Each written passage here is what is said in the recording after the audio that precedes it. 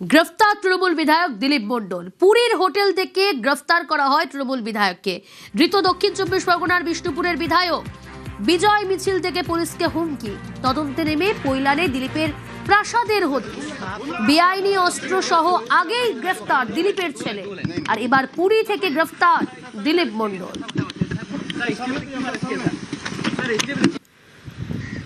পুরীর হোটেল থেকে গ্রেফতার করা হলো দিলীপ মণ্ডলকে। বিষ্ণুপুরের বিধায়ক দিলীপ মণ্ডল।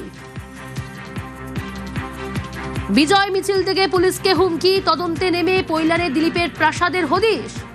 বেআইনি অস্ত্র সহ আগেই গ্রেফতার দিলীপ মণ্ডলের ছেলে, আর এবার পুরীর হোটেল থেকে গ্রেফতার দিলীপ মণ্ডল।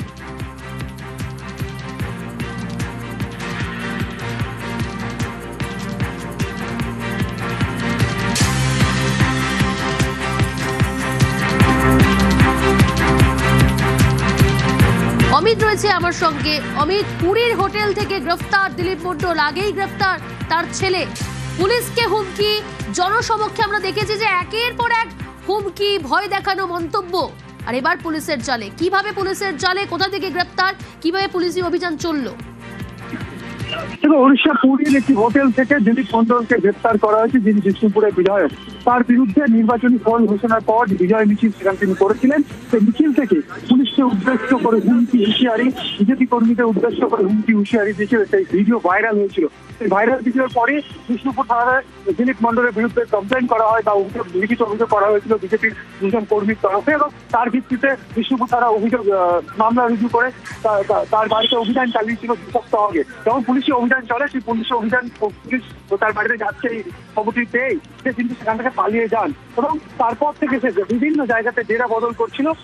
এবং গতকাল রাতে রাজ্য পুলিশ এসপি সুনির্দিষ্ট টিপক সূত্র জানতে পারেন যে দিলীপ মণ্ডল পুরীর একটি হোটেলে গা ঢাকা দিয়েছেন, লুকিয়ে রয়েছেন। এরপরে রাজ্য পুলিশ এসটিএফ এর তরফে অভিযান চালানো হয় এবং সেখান থেকে তাকে প্রথমে আটক করা হয়, পরবর্তী সময়ে গ্রেফতার করে আজকে তাকে ইতিমধ্যে পুরী থেকে কলকাতার উদ্দেশ্যে রওনা হয়েছে এসটিএফ এর টিম। তোমাকে জানিয়ে রাখবো, গত সপ্তাহে দিলীপ মণ্ডলের 4 জন ক্লোজ অ্যাসোসিয়েট এবং তার ছেলে, তাদেরকে ফ্রেজারগঞ্জ থেকে গ্রেফতার করেছিল রাজ্য পুলিশ এসটিএফ, এবং একটি বেআইনি আগ্নেয়াস্ত্র কিন্তু উদ্ধার করা হয়েছিল, বাজেয়াপ্ত করা হয়েছিল রাজ্য পুলিশ এসটিএফ এর তরফে। সব মিলিয়ে কিন্তু গ্রেফতার করা হয়েছে এবং তাকে উড়িষ্যা থেকে কলকাতার উদ্দেশ্যে রওনা হয়েছে এসটিএফ এর টিম। বেশ।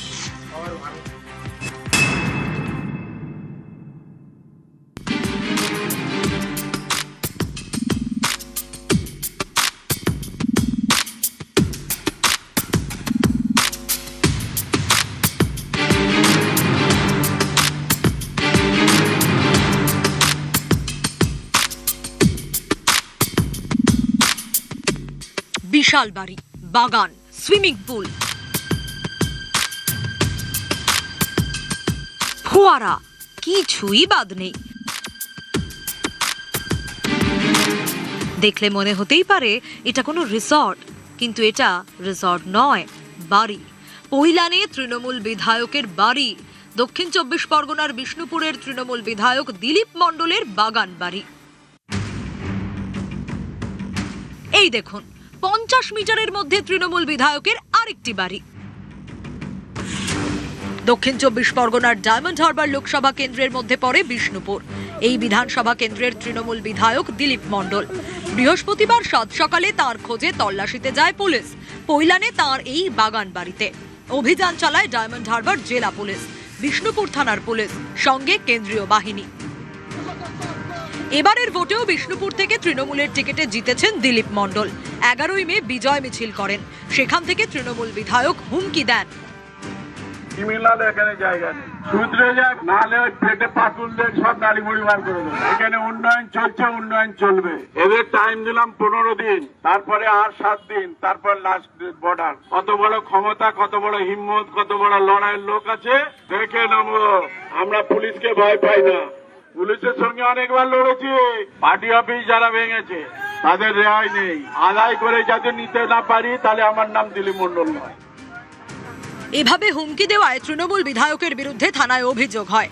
জামিন অযোগ্য ধারায় মামলা রুজু করে বিষ্ণুপুর থানার পুলিশ। এরপরেই বৃহস্পতিবার সকাল সকাল দিলীপ মণ্ডলের খোঁজে তার বাগান বাড়িতে তল্লাশি শুরু।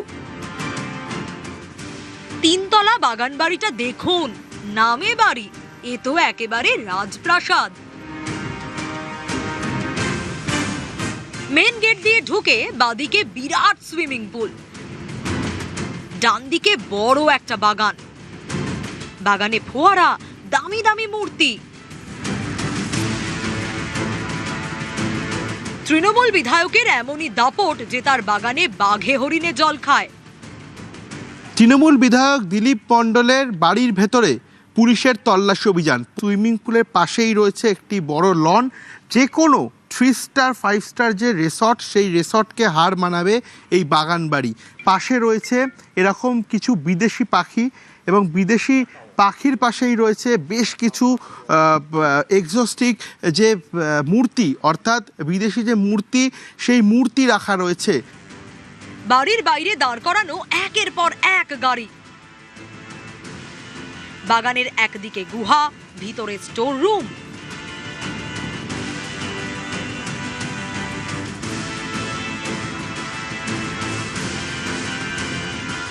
তৃণমূল বিধায়কের বাড়িতে ম্যাকাও। তৃণমূল বিধায়ক দিলীপ মণ্ডলের ছেলের দাবি এটা নাকি তাদের পৈতৃক বাড়ি।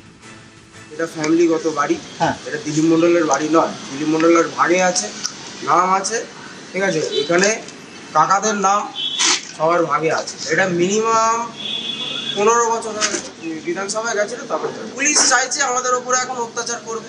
ওয়ারেন্ট দেখায়নি, কিচ্ছু না। বাড়িতে বিনা সার্চ ওয়ারেন্ট দেখিয়ে কিভাবে ঢুকে। তৃণমূল বিধায়কের ছেলের দাবি এটা তাদের পৈতৃক বাড়ি, কিন্তু অন্য গল্প শোনা যাচ্ছে অন্যদের মুখে। তার এই প্রপার্টি দেখে বুঝতে পারা যাচ্ছে এটা কখনো বৈধ সম্পত্তি হতে পারে না, এবং আমি দাবি করব যে এই সম্পত্তির উপযুক্ত তদন্ত হোক। এই বাগান বাড়ি থেকে কিছুটা এগোলেই দিলীপ মণ্ডলের আরেকটি বাড়ি, এটাও আরেকটা প্রাসাদ। এই বাড়িতেও কেন্দ্রীয় বাহিনীকে সঙ্গে নিয়ে এদিন তল্লাশি চালায় পুলিশ। তৃণমূল বিধায়ক দিলীপ মণ্ডল, তার প্রমোটিং এর ব্যবসা। 1998 সালে বিষ্ণুপুরে কুলেরদাড়ি পঞ্চায়েতের উপপ্রধান হন। 2001 সালে তৃণমূলের টিকিটে প্রথমবার বিষ্ণুপুরের বিধায়ক। 2006 সালে হেরে যান। 2011 থেকে টানা 4 বার তৃণমূল বিধায়ক। 2021 সালে পরিবহন প্রতিমন্ত্রী হন। বিষ্ণুপুরের বিধায়ক হিসেবে বুধবার বিধানসভায় শপথ নেন দিলীপ মণ্ডল। তৃণমূলের বিধায়কের বাগানবাড়ির সিসি ক্যামেরার ফুটেজ সংগ্রহ করেছে পুলিশ। সেখানে দেখা গিয়েছে বৃহস্পতিবার সকাল 9:04 নাগাদ বাগানবাড়ির পিছন দিক দিয়ে তিনি বেরিয়ে যাচ্ছেন। 9:15 থেকে তৃণমূল বিধায়ক দিলীপ মণ্ডলের ফোন বন্ধ। নিউজ 18 বাংলা।